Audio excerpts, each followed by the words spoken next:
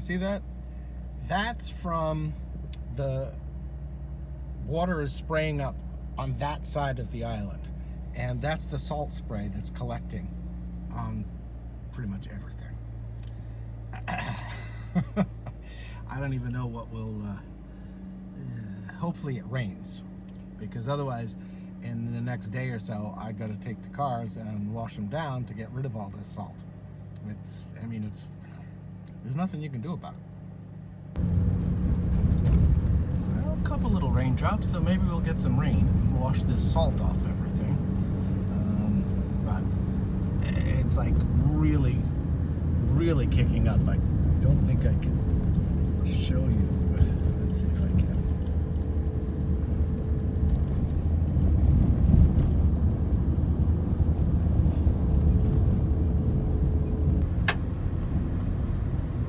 Yeah, that's out through the salted window, but it's really kicking up over there. Whew.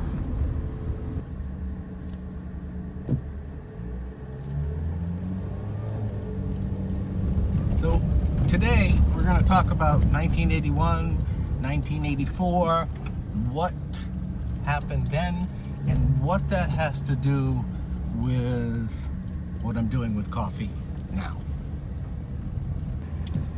Well, we did get some rain, so cars should have gotten fairly cleaned off. Let's see. You can see we got quite a bit of rain actually. Came down pretty heavy. I was inside talking to a friend of mine, realtor, and trying to come up with, you know, what we're going to do about the house thing. It's a tough one, because not everybody's dream home is going to be Cupid's Key. So as a residential, I'm not sure that's going to fly. I don't think the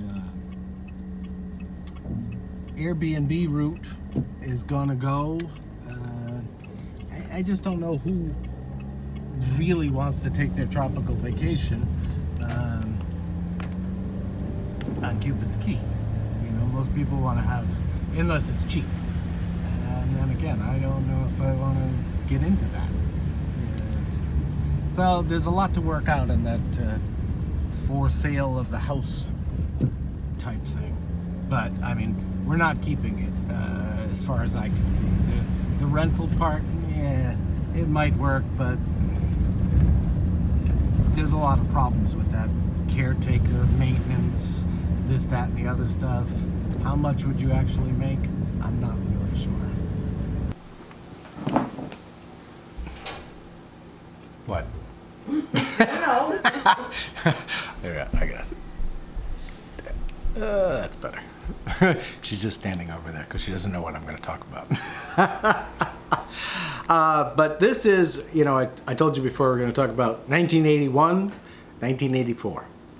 1981, I got out of college, and there was a little recessionary thing going on, but by the time I got out of college, by the time I graduated, I actually had a job. I was so I got out of college, I had like a week off, and then I started work. And I was a salesman for a jewelry company in Rhode Island. And I had the whole territory of New England. And that was my, I think, first and last corporate job. What happened was the company, it was a division of Hallmark Cards. And the company said to me, okay, you increase the account by this much and we'll give you this much. So I did. I went to them and said, where's my stuff? Where's my money? Where's my increase? Well, they gave me a little. We don't have enough this time. So if you can bring it up to this much, then we'll see what we can do. So I brought it up to that much. Got a little bit more, but it still wasn't there, not what they had promised.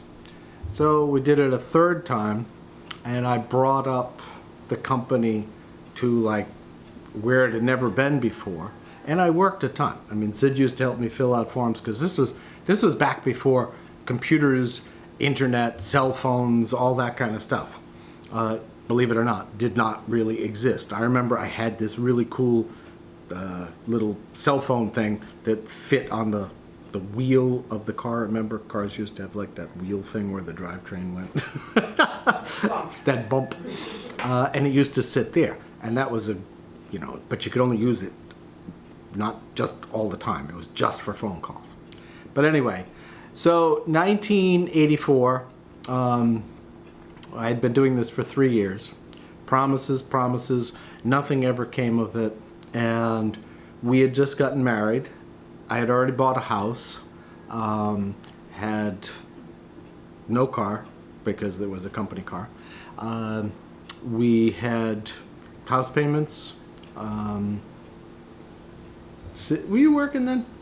Yeah, Sid was working at that time. And I had a And she had a car. And I said, okay, I'm going to give them 2 weeks notice. I'm done. That's it. And she was like, well, what are you going to do? I said, well, I'm going to be a carpenter. Now, this part of the story has very much to do with the coffee part of the story. So she's like, you're going to be a carpenter, builder. Yep. But you didn't even, I went to a prep school. You made one sweater chest. Right. I made one sweater chest in high school that was, From shop class. it wasn't shop class. It was my senior project, and it was kind of a joke. You had like a month off to do it. I took the month off, and then like the last 3 days I built this thing. Luckily, the guy who appraised that piece of fine furniture was also my lacrosse coach, so he sort of let it go through. But anyway, it was one of those deals. So, what I did was I had no experience in carpentry. I didn't know beans about tools, beans about constructing, anything really. Furniture, houses, remodeling, nothing. Zilch, okay? Nothing. I was what? So I bought books because back then we didn't, again, remember, we didn't have the internet. So you couldn't just get on the internet and Google how to build, how to do. That didn't exist. So I bought books and I bought books and I learned and I learned. And when I figured I had learned about as much as I was going to learn for what I needed at that point, I put an ad in the paper. And I put my prices like really low. And boom, we had work. It was like automatic. And it just kept going from there. And then because the work was growing and I was busy, I could continue getting more jobs, learning more, and that's how it started. But I had no training whatsoever in construction. None at all. I mean, I went to a prep school. They didn't even have a shop class in the school I went to. It didn't exist. So what I tend to do, and that's what I'm doing now. So you see all this stuff that I'm doing with coffee, and all that coffee stuff is that I'm trying to learn, just like I did with construction and other things, as much as I possibly can, so that I can then try to implement it, learn from myself, and go from there. That's just the way I tend to learn better. It's, I do it, I learn about it, I learn the principles, I do the understanding, and then I test it, practice it, see how it goes, find out what's going to work, what's not going to work. So I've always attacked it just like try to fill up as much knowledge as I can on it, and then also implementing that with the real world. So that's why you're seeing so much of the coffee, is that I'm teaching myself, just like I taught myself how to do construction and everything else. The other part of this, though, is I've been doing construction for like 35 years. I'm pretty sure, 99.9, that there will not be 35 years of coffee. It's reality.